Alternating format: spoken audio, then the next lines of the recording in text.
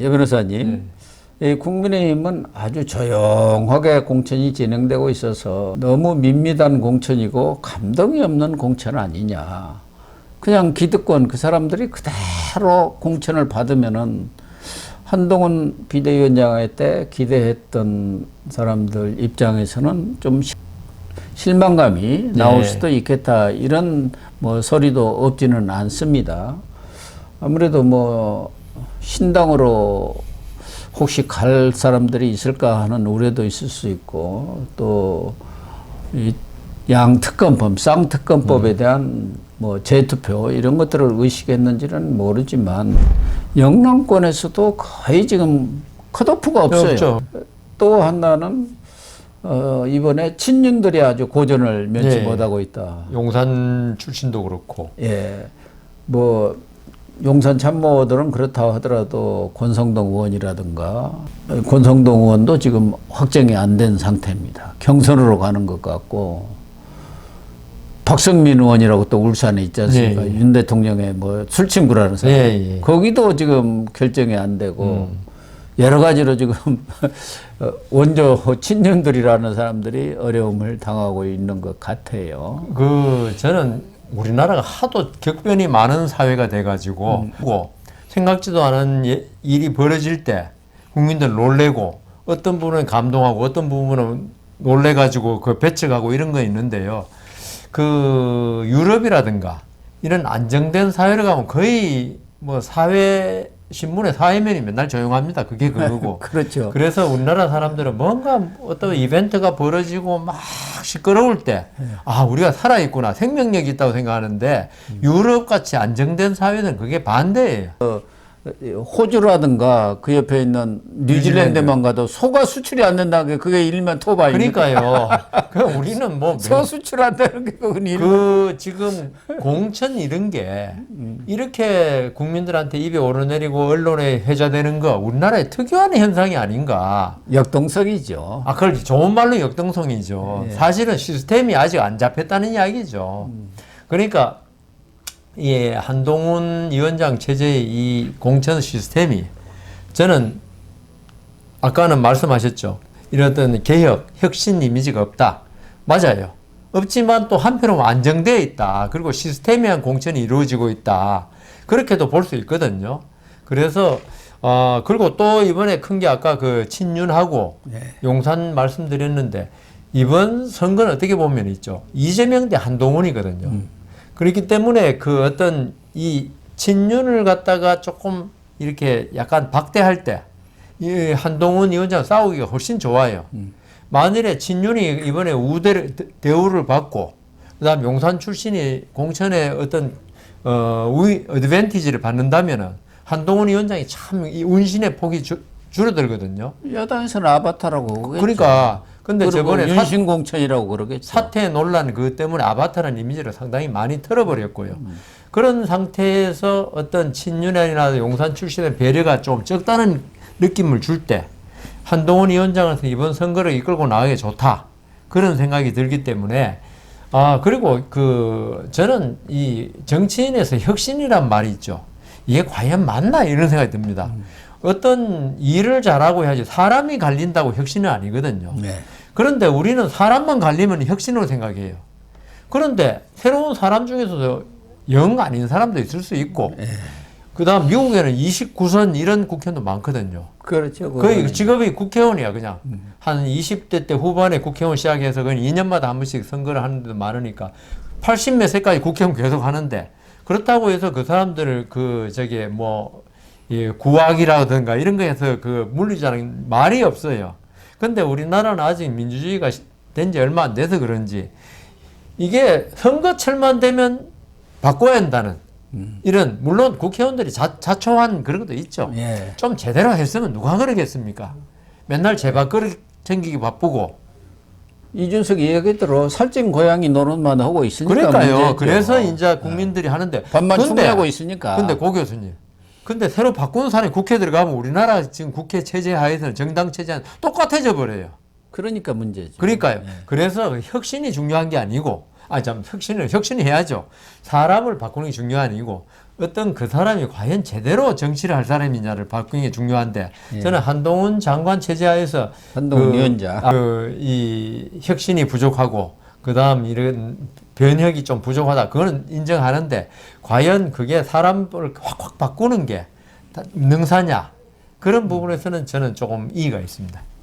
예. 그 부분은 이제 국민들이 선거를 통해서 판단을 할 그럼요. 겁니다. 예. 야당처럼 혁신이라고 말로만 내세우고 자기 사람 공천원이라고 저렇게 싸움판 벌이는 그게 거고 맞냐? 이쪽에 국민의힘처럼 조용하게 물 흐르듯이 공천을 하는데 그중에서 저런 분들은 좀 교체를 하는 게 마땅하지 않느냐. 네. 4선 5선 했는데 뭐 하는지 많은지 뭐 지역에만 가가지고 그 파고 살면서 그렇게 선수만 늘린 사람들이 꼭 필요한가. 그렇죠. 이런 부분들은 이제 국민들이 어느 쪽이 더 바람직한지는 판단할 수밖에 맞습니다. 없는 것이고 지금 국민의힘에서는 이 낙동강 벨트에서도 지금 몇몇 의원들을 그쪽으로 출마지를 옮겨가지고 지금 낙동강 벨트 탈환 작전에 들어갔습니다만은 조혜진 의원이 어려움을 겪고 있는 것 같아요. 현지 그 반발 겁니다. 때문에. 정서가. 또 하나는 뭐 그쪽은 그렇다 하더라도 가장 중요한 것은 역시 이 수도권 아니겠습니까? 그리고 서울에서는 이 낙동강 벨트와 맞먹는 게 한강 벨트거든요. 한강 벨트를 장악을 해야 그 바람이 강북으로 부는 거예요. 그렇죠. 강남은 되게 이제 안정되어 있으니까. 그래서 서울에서 바람이 불어야 경기도로 그게 확산이 되어 가는 거기 때문에 이 한강 벨트를 어떻게 구성하느냐. 여기에 이제 지금 몇 군데가 빠져 있는 데가 영등포, 갑. 또 하나는 마포을입니다. 마포을. 다른 데는 지금 거의 이제 윤곽은 잡혀 있죠. 윤곽이 잡혔어요. 그런데 지금 한 곳에 마포을에는 함은경, 지금은 민주화운동 동지회장입니다만은 1985년 서울대 삼민투 위원장을 하면서 미 문화원을 점거해가지고 아주 너무나 유명한 운동권 출신인데 이분은 그 이후에 군산에 내려가서 고향에서 횟집했죠. 예. 그러나 이 전향을 해가지고 지금 사실은 과거 운동권들 청산하는데 앞장을 섰는데 이번에 이 마포을 정청래 의원한테 자객 공천을 한다. 지금 사실상 거의 결정이 난 모양이에요. 것 같아요. 저는 상당히 흥미있는 싸움이 되지 않겠나 그런 생각이 지금 듭니다. 저는 제일 관심 있는 곳이 인천 계양 그 뭐 용명 대전이라 그래. 명룡 대전. 명룡. 그하고 이번에 함은경 위원장 이 마포울에 공천하면서 정청래 의원과 그 말빨이 센 정청래 의원과 함은경 위원장의 대결. 여기 제일 관심이 있어요. 정청래는 건국대 나와가지고 대사 관저를 들어가서 점거해가지고 거기 방화도 오고 거기서 뭐 최루탄도 쏘고 뭐 그런 사람입니다. 그래갖고 투옥됐다가 학원 강사를 해서 돈을 좀 잘 벌어가지고 정치권으로 들어온 사람이에요. 정동영이 그 정통이라는 게 있었습니다. 정동영 후보가 대선 후보 시절에 정동영과 통하는 사람이다 해갖고 만든 게 정통이에요. 그걸 이끄는 사람이 정청래고 그 밑에 이재명이가 있었습니다. 이재명이가 그 밑에. 그래서 그렇게 바뀌었습니다. 지금 완전히. 그 뭐 명룡 대전 그거는 그렇다 치고 이번에 마포을에서 함은경 위원장을 자객 공천한다면 정말 잘한 것이다 싶어요.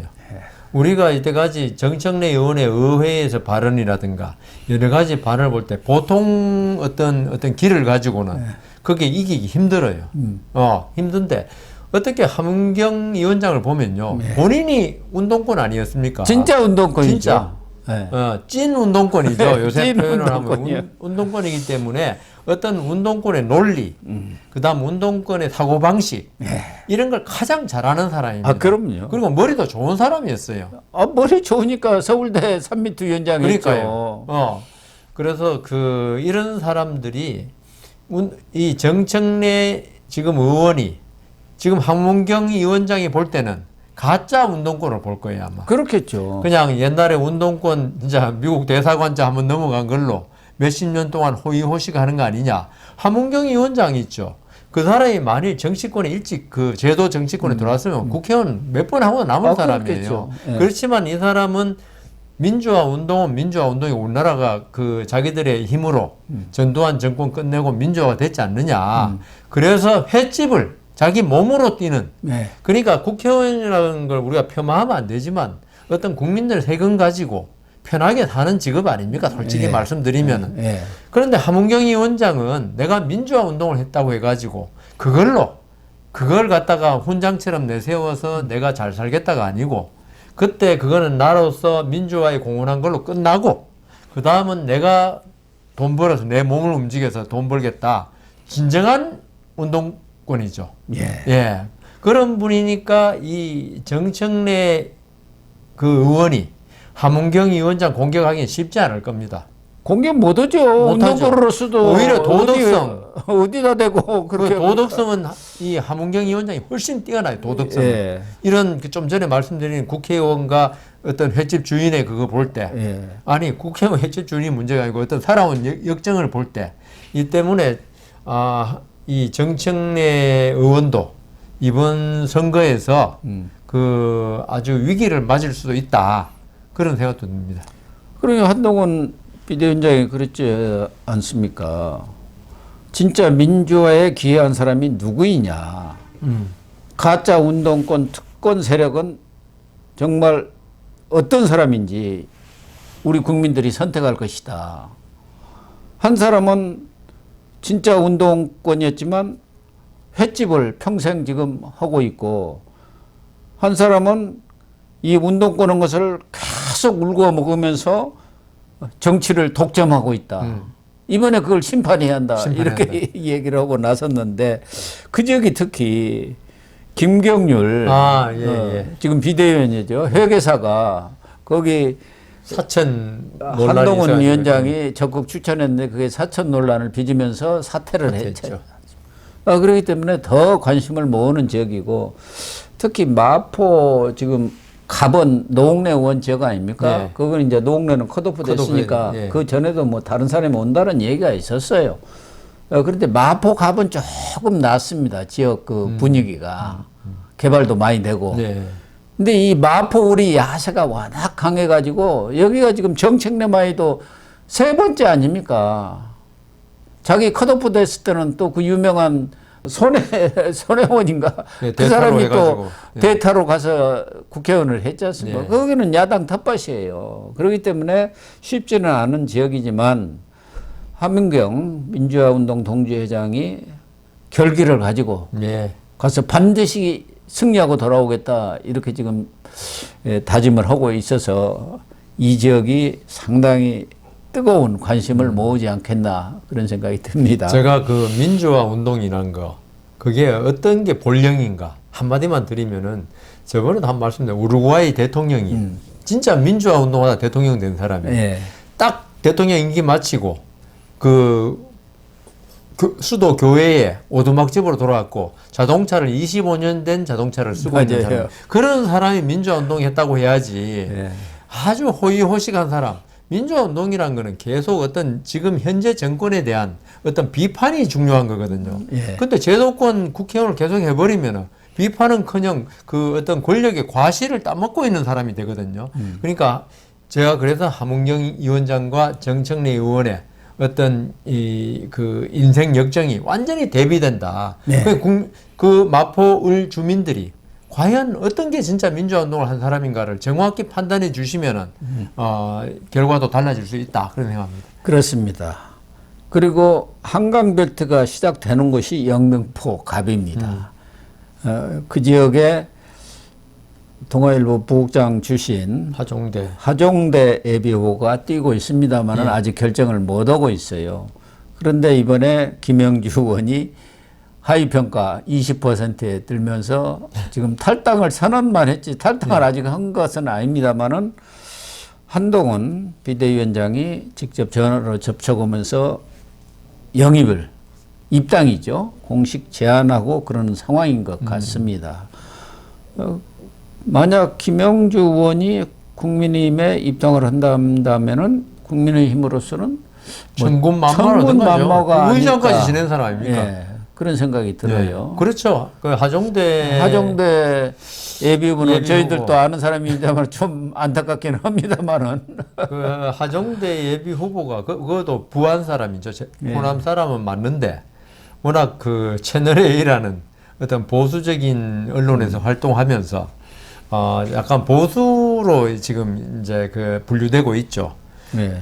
본인도 상당히 힘든 싸움인 걸 인정하다. 저도 이 출판 기념회도 가봤고 했지만은 열심히 뛰고 있는데 자기도 참 힘든 지역이다. 자기가 뛰어보니까 알 거 아닙니까? 네, 알죠. 예, 그래서 야세가 그만큼 강한 데다. 근데 지금 좀 전에 말씀하신 대로 김영주 부의장을 국민의힘에서 영입하면은 이 영등포 갑에서의 어떤 선전만이 아니라 이 전체적인 한강벨트 전체에서 시너지 효과를 그러니까 그게 그렇죠. 낼 수 있어서 한동훈 위원장이 진짜 이거는 저 생각에는 전화만 자꾸 할 게 아니고 삼고 초려 발벗고 그러고 나서고 있을 겁니다. 예, 겉으로만 이제 그걸 자꾸 얘기하면 안 그렇죠. 되니까. 그러면은 이게 뭐 변절자라는 이미지를 줄 수 있으니까. 그래서 저는 김영주 부의장이 어떤 선택을 하에 따라서 한강 벨트 또는 이 강북의 그 접전 지역 이런 데서의 결과가 많이 달라질 수 있다. 이런 생각이 듭니다. 특히 중도층 표심을 확보하는 데도 그렇죠. 아주 유리할 겁니다. 사실은 지금 생각하면은 이상민 의원이 지금 유성을 공천을 받아갖고 그분도 네. 탈당했지 않습니까? 네. 성견지명이 있는 거예요. 그럼요. 진짜 네. 잘릴 걸 뻔한데 거기 있다가 공연히 모욕 당하고 뭐 탈당하고 할 건 뭐 있냐. 나 스스로는 사당화된 이재명하고는 도저히 못 있겠다고 나와가지고 지금 유성을 해서 잘 뛰고 있지 않습니까? 그러니까 김영주 부의장이 이렇게 만일 탈당을 하고 국민의힘 나온다면 어떤 이재명 대표의 위선적인 모습이라든가 네. 이게 그대로 드러나고 하기 때문에 충격이 클 겁니다 아마. 그래서 민주당도 지금 여러 사람이 있을 겁니다, 달라들어서 가지고 주저앉히려고. 제발 예. 주저앉히려고 예, 하고 있는데 이제 결국은 김영주 의원이 부의장이 부의장까지 했으면은 어떤 한국 정치에 대해서 일정 부분 책임을 져야 한다고 생각하거든요. 예. 그렇다면 어느 쪽이 선택하는 게 맞는가? 그 답이 나오겠죠. 사실은 이제 함은경 회장하고 위원장. 김영주 의원 이분만 딱 이렇게 정착이 되면은 한강 벨트는 이제 쫙 예. 구멍 없이 완전히 온전한 벨트가 형성이 되고 그렇게 되면은 서울 선거, 수도권 선거에 큰 바람이 불지 않겠나 그렇죠. 그런 생각도 듭니다.